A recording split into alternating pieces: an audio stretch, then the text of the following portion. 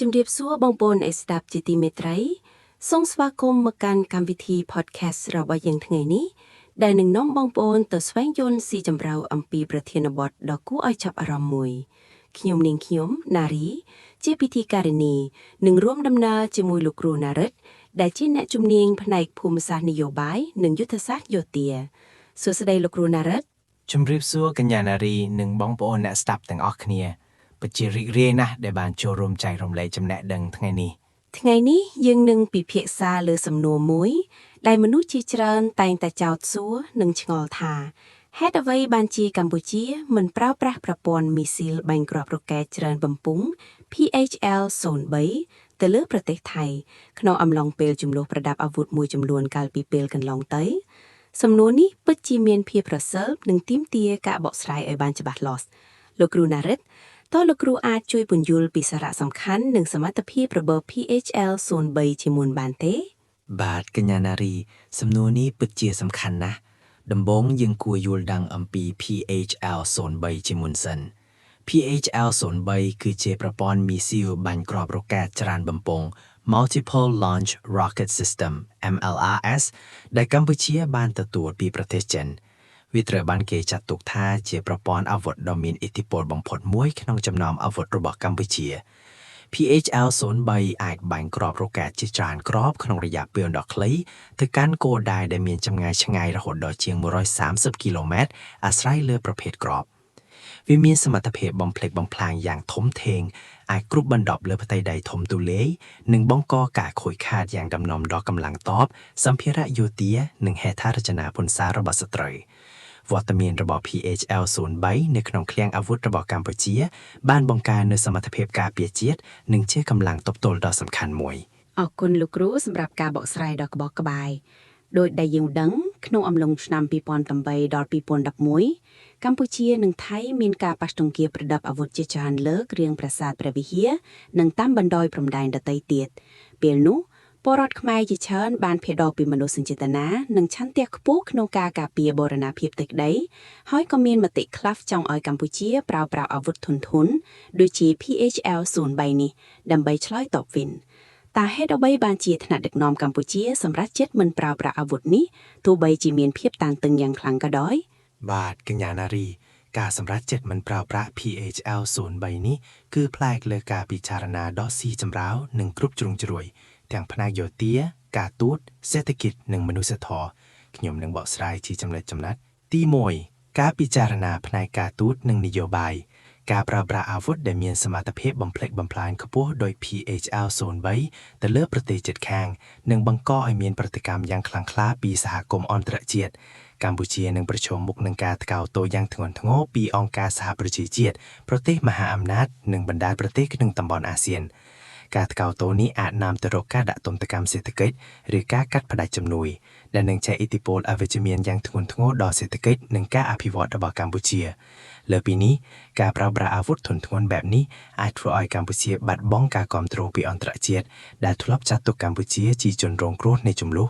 វាអាចប្រែក្លាយរូបភាពកម្ពុជាពីជនរងគ្រោះទៅជាអ្នកបង្កហេតុម្យ៉ាងវិញទៀតក្នុងក្របខ័ណ្ឌអាស៊ានមានគោលការណ៍សំខាន់ៗដូចជាការមិនជ្រៀតជ្រែកចូលកិច្ចការផ្ទៃក្នុងរបស់រដ្ឋសមាជិកនិងការដោះស្រាយជម្លោះដោយសន្តិភាពការប្រើប្រាស់ PHL-03 នឹងផ្ទុយពីគោលការណ៍ទាំងនេះហើយអាចបង្កឲ្យមានភាពតានតឹងផ្ទៃក្នុងអាស៊ានមានន័យថាការសម្រេចចិត្តនេះមិនមែនគ្រាន់តែជាការការពារខ្លួនភ្លាមៗនោះទេគឺវាជាការគិតគូរវែងឆ្ងាយពីផលប៉ះពាល់លើឆាកអន្តរជាតិនិងរូបភាពនិងទំនាក់ទំនងរបស់កម្ពុជាពិតណាស់កញ្ញាណារីទី2ការពិចារណាផ្នែកយោធានិងយុទ្ធសាស្ត្រជម្លោះរវាងកម្ពុជាថៃកាលពីពេលនោះភាគច្រើនគឺជាការប៉ះទង្គិចប្រដាប់អាវុធទ្រង់ទ្រាយតូចតាមបណ្ដោយព្រំដែនដែលប្រើប្រាស់កាំភ្លើងធំកាំភ្លើងតបនិងកាំភ្លើងស្វ័យប្រវត្តិការប្រើប្រាស់ PHL-03 ដែលជាអាវុធយុទ្ធសាស្ត្រដែលមានសមត្ថភាពបំផ្លិចបំផ្លាញធំធេងនឹងត្រូវបានចាត់ទុកថាជាការប្រើប្រាស់កម្លាំងហួសហេតុនិងមិនសមាមាត្រការប្រើប្រាស់អាវុធបែបនេះនឹងបង្កឲ្យមានការរីករាលដាលនៃជម្លោះទៅជាសង្គ្រាមទ្រង់ទ្រាយធំដែលទាំងកម្ពុជានិងថៃនឹងមិនចង់ឲ្យកើតឡើងឡើយប្រទេសថៃក៏មានសមត្ថភាពយោធាខ្លាំងក្លាផងដែរពិសេសគឺកងទ័ពអាកាសរបស់គេប្រសិនបើកម្ពុជាបាន PHL-03 ទៅលើថៃនោះថៃប្រកាសជានឹងឆ្លើយតបវិញយ៉ាងខ្លាំងក្លាដោយប្រើប្រាស់កម្លាំងអាកាសនិងអាវុធធុនធ្ងន់របស់ពួកគេដែលនឹងបង្កការខូចខាតយ៉ាងធ្ងន់ធ្ងរដល់កម្ពុជា โดยเฉพาะการรักษา PHL 03ទុកជាអាវុធរារាំង deterrent គឺមានប្រសិទ្ធភាពជាងការប្រើប្រាស់វាវត្តមានរបស់ PHL 03បង្ហាញពីសមត្ថភាពការពារខ្លួនរបស់កម្ពុជាហើយនេះជាសារមួយទៅកាន់ភាគីម្ខាងទៀតថាកម្ពុជាមានលទ្ធភាពឆ្លើយតបប្រសិនបើចំនួនការឡើងដល់កម្រិតធ្ងន់ធ្ងរ នេះជាការបង្ហាញពីយុទ្ធសាស្ត្រមួយដ៏ឆ្លាតវៃដោយមិនប្រើប្រាស់អាវុធខ្លាំងបំផុតរបស់ខ្លួនក្នុងចំនួនតូចតាចដើម្បីជៀសវាងផលវិបាកធំធេង ពិតជាត្រឹមត្រូវហើយទី3ការពិចារណាផ្នែកមនុស្សធម៌និងច្បាប់អន្តរជាតិក្របរការបស់ PHL 03មានសមត្ថភាពបំភ្លេចបំផ្លាញជុំហើយវាមិនអាចបែងចែករវាងគោលដៅយោធានិងគោលដៅស៊ីវិលបានច្បាស់លាស់ឡើយប្រសិនបើបែងទៅតំបន់ដែលមានប្រជាជនរស់នៅច្រើនកកកការប្រើប្រាស់អាវុធបែបនេះអាចបង្កឲ្យមានការស្លាប់បាត់បង់ជីវិតនិងរបួសដល់ប្រជាជនស៊ីវិលយ៉ាងច្រើនកកកហើយនាំឲ្យមានវិបត្តិកម្មាកំពើជនភៀសខ្លួននិងផលប៉ះពាល់ផ្លូវចិត្តធ្ងន់ធ្ងរដល់សហគមន៍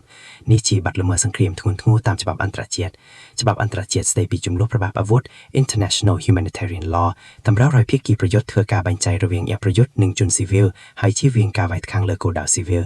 ការប្រើប្រាស់ PHL 03អាចនឹងរំលោភលើគោលការណ៍ទាំងនេះហើយថ្នាក់ដឹកនាំកម្ពុជាអាចនឹងត្រូវទទួលខុសត្រូវចំពោះមុខតុលាការព្រហ្មឋានអន្តរជាតិ នេះជាចំណុចដ៏សំខាន់មួយដែលបង្ហាញពីការកិត្តគូដល់ជីវិតប្រជាពលរដ្ឋនិងគោរពតាមច្បាប់អន្តរជាតិ បាទ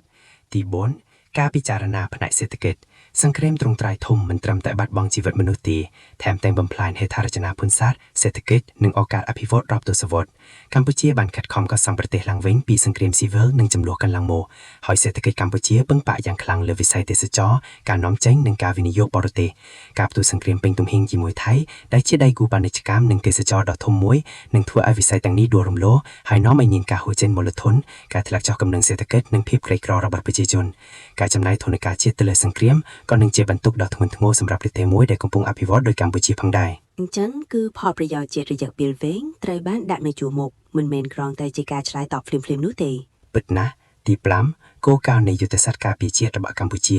យុទ្ធសាស្ត្រការពារជាតិរបស់កម្ពុជាគឺផ្ដោតលើការការពារអធិបតេយ្យភាពនិងបូរណភាពទឹកដីតាមវិធីសន្តិភាពការទូតនិងការឆ្លើយតបសមាមាត្រកម្ពុជាតែងតែប្រកាន់ខ្ជាប់នូវគោលការណ៍នៃការដោះស្រាយជម្លោះដោយសន្តិភាពនិងគោរពតាមច្បាប់អន្តរជាតិការប្រើប្រាស់អាវុធធុនធ្ងន់ដោយ PHL 03នឹងផ្ទុយពីគោលការណ៍ទាំងនេះហើយនឹងធ្វើឲ្យកម្ពុជាបាត់បង់ជំហរជាប្រទេសស្រឡាញ់សន្តិភាពដូច្នេះការសម្រេចចិត្តមិនប្រើប្រាស់អាវុធនេះគឺឆ្លុះបញ្ចាំងពីភាពចាស់ទុំនិងភាពទទួលខុសត្រូវរបស់ថ្នាក់ដឹកនាំកម្ពុជាក្នុងការគ្រប់គ្រងស្ថានភាពដ៏រសើប ជាសរុបមក